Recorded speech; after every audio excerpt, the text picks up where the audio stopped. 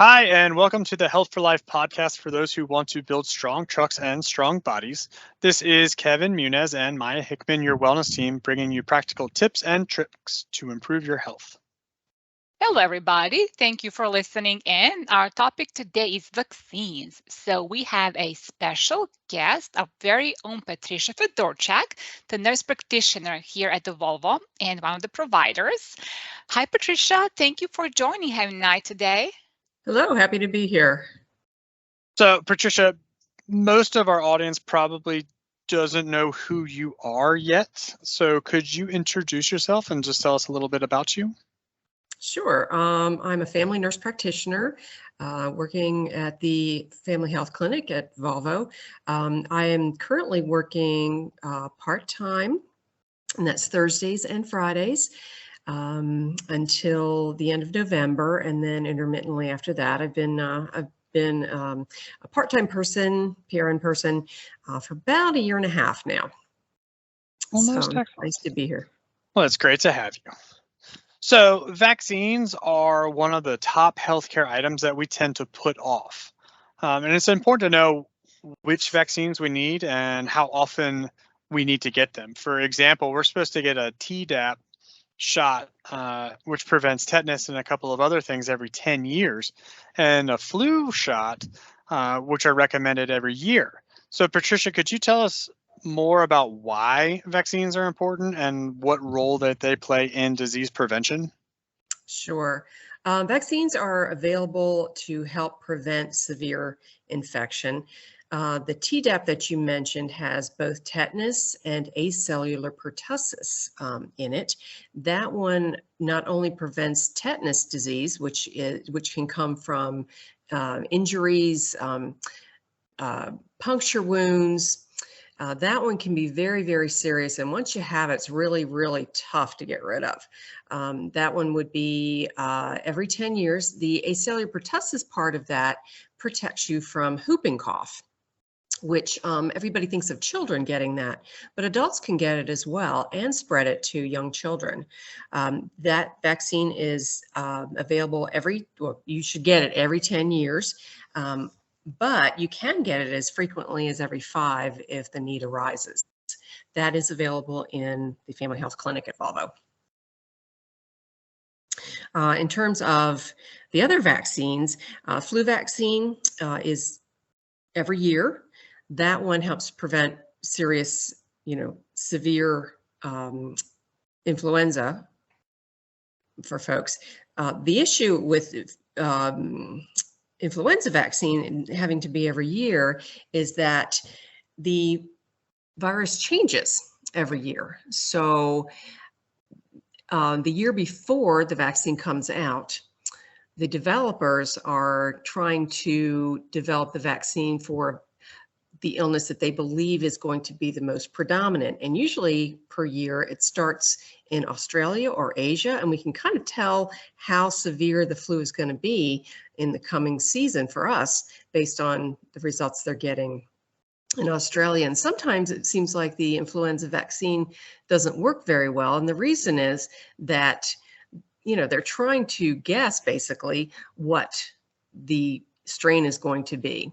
So lots of times if it's at least 60% effective, then they consider that a really good year. But in any case, it's good to get it to prevent yourself from having a really severe influenza and to protect those around you.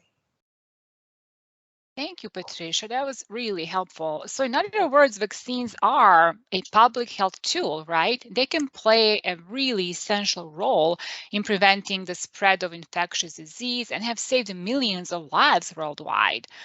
They've eradicated diseases such as smallpox, measles, mumps, polio. However, with that being said, I have recently heard in the news about this new outbreak of polio, which was completely eradicated until very recently. So, Patricia, I'm curious from your experience, can you tell us more about the vaccine hesitance and what can we as health professionals do to change it, if anything?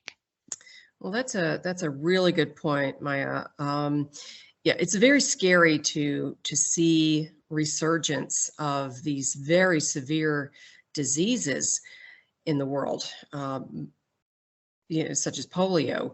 And part of the reason that we're seeing the resurge is that folks are starting to think that vaccines are not safe, or that they're not good for their children. However, I will tell you that having polio is extremely severe. It's a lifelong disability. And, most of us at least have gotten, these childhood vaccines and done very well. I think that there was some erroneous information that came out a few years ago that vaccines cause autism, and they've proven over and over that this is not the case, that the polio vaccine nor any of the others have been definitively proven to cause any of those kinds of side effects. Just a personal note, one of my family members'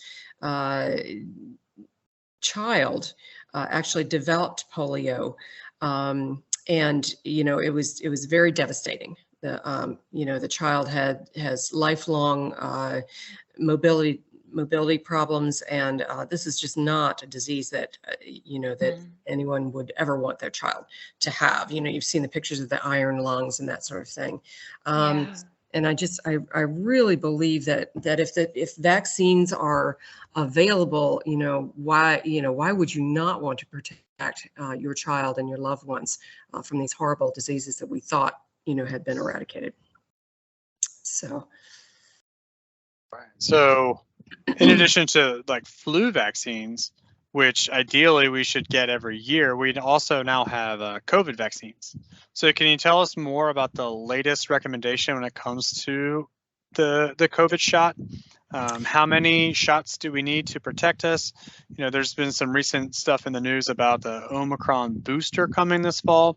Will we eventually have to do like a yearly COVID shot like we do a flu shot? The technology, is so good with these COVID vaccines. How they have been developed, I know there's some confusion about that. They're not experimental. These vaccines were developed on the backs of previous technology with the vaccines. So they're very good vaccines. The recommendations now are to, if you have not been vaccinated, to go ahead and get the primary series of the monovalent, and what that means is the monovalent is the first COVID-19 strain. They're now coming out with the bivalent booster, and that one is for the new, the Omicron variant. So that one covers the primary COVID-19 and the new variant, the Omicron variant. So it does appear that because this disease is still transitioning, the viruses mutate. That's what what they do. That we will probably need to have a booster every year. So if you've had the primary booster, yes, I would. Let me back up a minute. Two vaccines, two of the primary shots, then the booster, then the Omicron. It's very confusing. So to find out exactly what each person would require based on what they've already had, I would recommend going to the CDC website under COVID-19, and it will give you a link to try and figure out what you need and when you need it. Wonderful. Thank you so much for that, clarifying that, Patricia. Also, our members can come and talk to you or one of the other providers of the clinic, and I'm sure you'll be able to provide more detailed answers to their specific questions when it comes to their COVID vaccine needs. You mentioned CDC. I've actually recently read some new CDC data that COVID vaccines in adults who have received third dose, so not even the booster, actually, yeah, that would be the booster, right? 2 main and then the booster, can reduce serious illness and death by 94%, which is really remarkable. You cannot beat the data, right? And I will admit I was initially also hesitant, but really it's hard to ignore this type of information. I agree with that.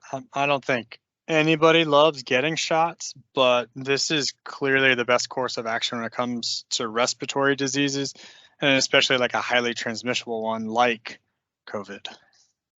Yeah, no doubt about it. I think most of us are more familiar with vaccines that are required for children, the ones that we have to get into schools, then the ones that are available for adults.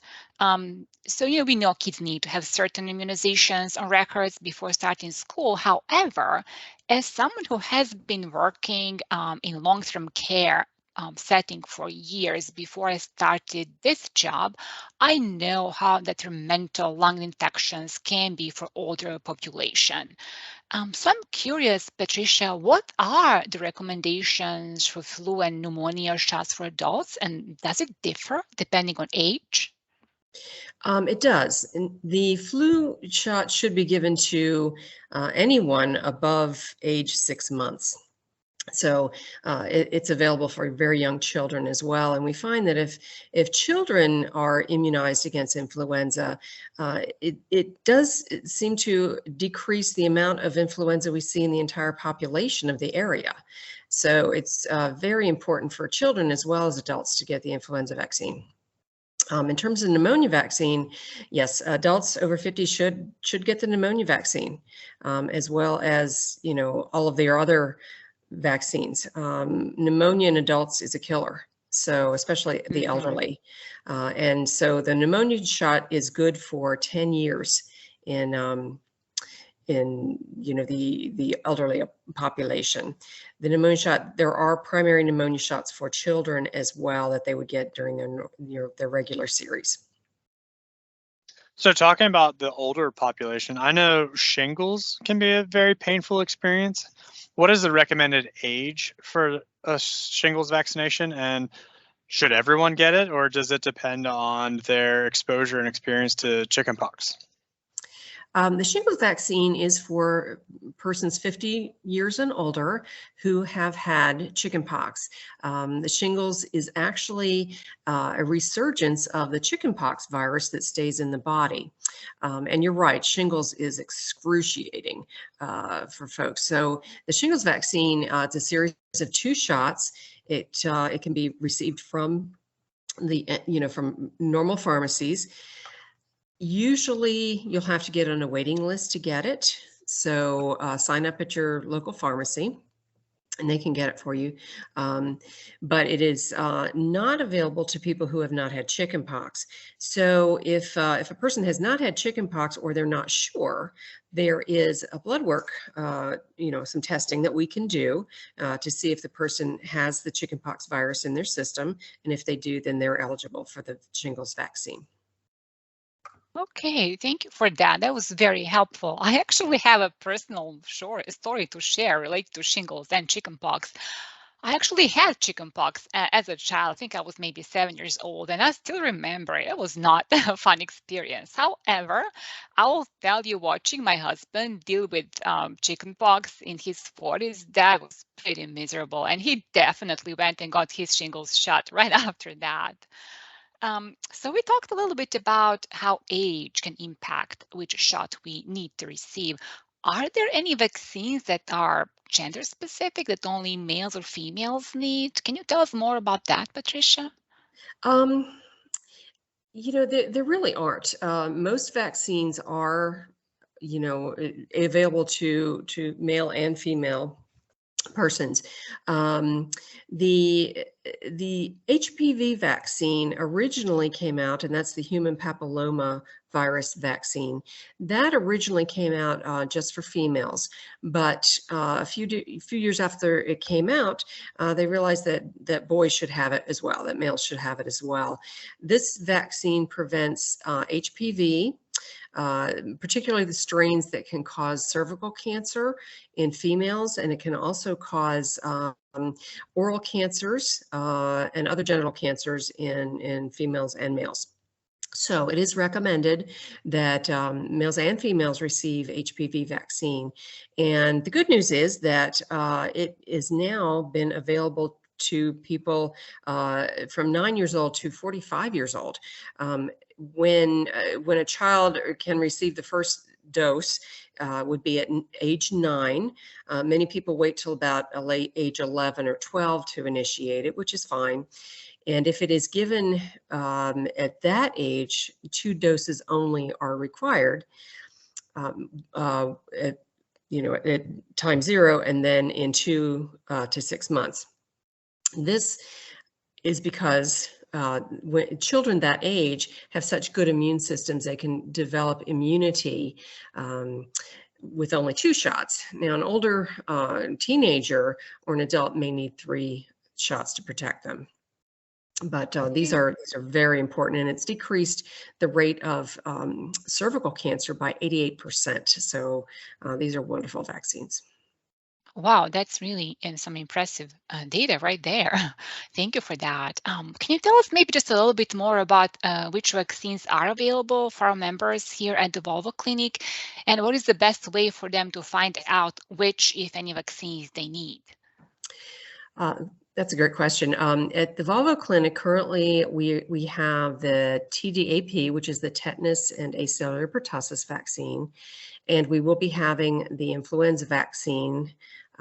Believe it'll be the middle of October. We will be running a clinic for the influenza vaccine, and that's more information to come on that. The other vaccines will be available at your local pharmacies. In terms of trying to find out what a person would need, I would recommend making an appointment with a provider. Then we can go over all of your vaccine records if you have them. If you do not have them, we can do blood work to find out what your immunity status is. There are many vaccines out there. There's the hepatitis vaccine. There's lots and lots of good ones that are available that people may need depending on their risk factors. That's most excellent. So like Patricia said, Volvo is going to hold a flu clinic sometime in the middle to late October. This is a good transition piece for me to just throw in. If you are still listening, message me, Kevin, the word vaccine, and I'm going to enter you into a $10 Amazon gift card raffle. Ooh, how exciting. Get vaccinated and get some money. That's wonderful. Protect yourself and get some money. Wonderful. So yeah, just as a reminder to everybody, we have a great team here at Volvo to support your wellness goals and help you focus on preventive care, which vaccines are one important part of. It's small changes that can help you stay healthy. So get your shots when they're due. That way you protect not only yourself, but also your family, your coworkers, and your community at large. Yeah, absolutely. Taking a flu and or COVID shot to prevent serious illness and complications, while it may not prevent you from getting sick, it should keep you out of the hospital and have those complications from serious illness. To help keep you healthy, help keep you active, and give you the ability to work and spend time with your family doing the things that you love. Yes, prevention is important. Patricia is available at the family clinic, and I will let her repeat again what days and times. So once you do that, can you also let us know what is the best way for our members to schedule, and if they want to talk to you about vaccines or anything else? Sure. My hours currently are 7 to 7 on Thursdays and Fridays throughout the end of November. I am available by making an appointment online, phone call. Whichever way is easiest is great. I'll be happy to see everyone, talk about vaccines. Love to meet you. Excellent. So we have amazing providers here at the Volvo Family Clinic. So please take advantage, schedule your annual physical, and just keep in mind that most healthcare plans have a copay that are only $5. And the number actually you can call to schedule is 540-302-6392. Again, that number is 540-302-6392, or you can use my premise portal on your phone as well. We hope you were able to provide some helpful information for you today, and most importantly, we hope you will schedule your appointment soon to make sure all your vaccines are up to date. For any wellness, nutrition, and fitness information, feel free to reach out to me, Maya Hickman, at maya.hickman@premisehealth.com, and Kevin at kevin.muniz@consultant.volvo.com. Well, until next time, everybody, thanks for joining in. Bye now.